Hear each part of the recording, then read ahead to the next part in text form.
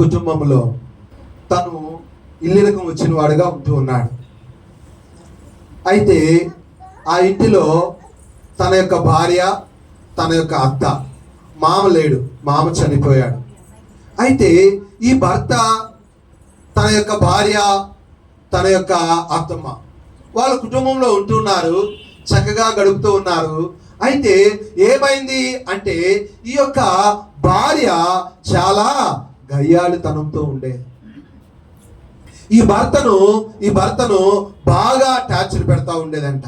ప్రతి పరిస్థితిలోనూ, ప్రతి విషయంలో కూడా చిన్నదానికి కూడా గొంతెత్తుకొని అరుస్తూ ఉండేది. అది ఇంటిలో అరిస్తే పర్వాలా, కానీ బయట అరుస్తూ ఉంటుంది. బయట అందరూ చూస్తున్నారు కదా, అలా అనొద్దమ్మా అని చెప్పి అనేవాడంటండి. ఎవరిని? భార్య. అలాగనే తిడుతూ ఉండేది. అత్త ఆమె కూడా ఇంకేం చేసేది లేక, ఒకవేళ నేనేమన్నా ఈయన పక్షాన మాట్లాడితే ఏం చేస్తుంది? కూతురు నువ్వు తల్లివని కూడా చూడని కూడా పో అని చెప్పి బయటకు పంపిస్తుందేమని ఆమె భయం. అందుకని ఆమె మౌనంగా ఊరుకుంది. భర్తను మాత్రం వేధిస్తూ ఉంది. అప్పుడప్పుడు కూతురు మాట విని తన అత్త కూడా తన్నే వేధిస్తూ ఉంటుంది. వీళ్ళిద్దరూ కూడా ఆయన వేధిస్తానే ఉన్నారు. మరలా ఆదివారం వస్తే ఎక్కడికి వెళ్తారు? మందిరానికి వెళ్తారు, ప్రార్థన చేస్తూ ఉంటారు, ఆరాధిస్తూ ఉంటారు. మరలా ఇంటికి వచ్చి చూస్తే భర్తను వేధిస్తూ ఉంటారు. బయటే అందరూ చూస్తుండగానే నడు రోడ్లోనే అలా తిడుతూ ఉండేదంట. అయినా భరిస్తూ ఉన్నాడు ఆ భర్త, భరిస్తూ ఉన్నాడు. సరే, ఈ విషయము సరే చుట్టుపక్కల ఉంటారు కదా, ఏం చేస్తారండి, అన్న ఇట్లా సంగతి అట్లా సంగతి అని చెప్పి పాస్టర్ గారికి చెప్పారంట.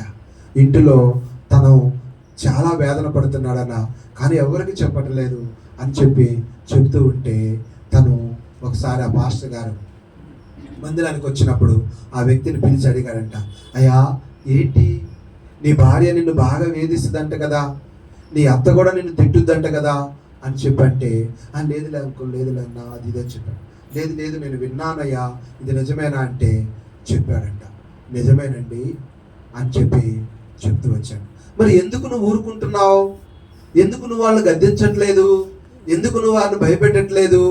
అలాగా వాళ్ళు నిన్ను గద్దిస్తుంటే, నిన్ను విసిగిస్తుంటే, నిన్ను మరి టార్చర్ పెడుతుంటే నువ్వు ఎందుకు మౌనంగా ఊరుకుంటున్నావు అని అంటే ఆయన చెప్పాడంట, అన్న నా దేవుడు నా కొరకు ఎన్నో హింసలు అనుభవించాడు. ఎంతో మంది ఆయన శిక్షిస్తూ ఉంటే, ఆయన తిడుతూ ఉంటే, ఆయన కొడాలతో కొడుతూ ఉంటే, మొఖం మీద ఉమ్మి వేస్తూ ఉంటే, ప్రక్కలో బల్లి పొడి పొడుస్తూ ఉంటే, కాళ్ళకు మేకు కొట్టి కొడతా ఉంటే మౌనంగా ఊరుకున్నాడు నా దేవుడు. ఎందుకో తెలుసా? నా కోసం. అంతేనా అంటే తలకు ముళ్ళు కిరీటం పెట్టి అదుముతూ ఉంటే ఆ ముళ్ళు గుచ్చుకునే రక్తము కళ్ళలో నుండి నోటిలోనికి మీ కిందకి కారుతా ఉంటే అయినా భరించారు. ఎందుకో తెలుసా? నా కోసం. అయితే వీళ్ళని ఏం చేస్తున్నారు? తిట్టుకొని ఒక దినాన వాళ్ళే తెలుసుకుంటారు. నా కోసం నా దేవుడు మౌనంగా ఉంటే, నేను మౌనంగా ఉంటే ఏమైంది అని చెప్పి ఆయన ఉంటున్నాడంటే, అలా ఉన్నాను అని చెప్పి ఆయనకి చెప్పాడంటే దైవ సేవకుడు. చెప్పగానే దైవ సేవకుడికి కళ్ళమటి నీళ్ళు ఆగట్లా. ఇంత టార్చర్ భరిస్తున్నా, భార్య నిన్ను కొడుతున్నా, అత్త నిన్ను తిడుతున్నా, నిజంగా నువ్వు ఎంతగా వారిని క్షమిస్తూ ఉన్నావు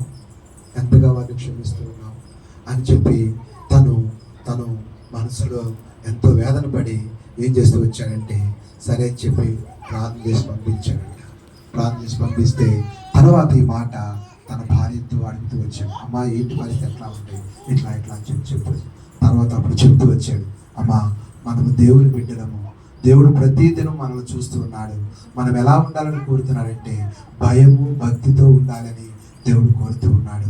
కాబట్టి అటువంటి భయము భక్తి నీ జీవితంలో కలిగి ఉంటున్నావా అని చెప్పి ఆమెతో మాట్లాడినప్పుడు అప్పుడు దేవుడు ఆమెతో మాట్లాడుతూ వచ్చాడు. నిజంగా దేవుడే నన్ను స్పందించాడని చెప్పి ఆమె గ్రహించి ఆనాటి నుండి వారి కుటుంబంలో మరి ఏమొచ్చిందంటే సునాద సంవత్సరము, సంతోషించే సంవత్సరము